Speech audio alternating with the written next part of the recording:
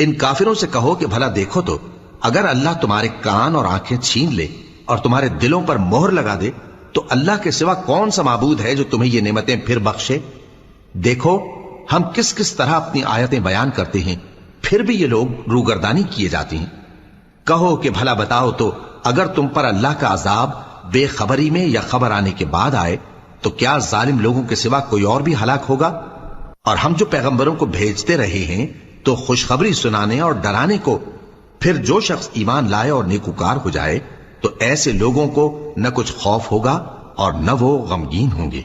और जिन्होंने हमारी आयतों को झुटलाया उनकी नाफरमानियों के सबब उन्हें अजाब पहुंचेगा।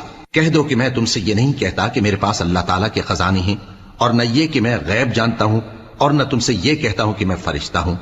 मैं तो सिर्फ उस हुक्म पर चलता हूं जो मुझे अल्लाह की तरफ से आता है। कह दो कि भला अंधा और आंख वाला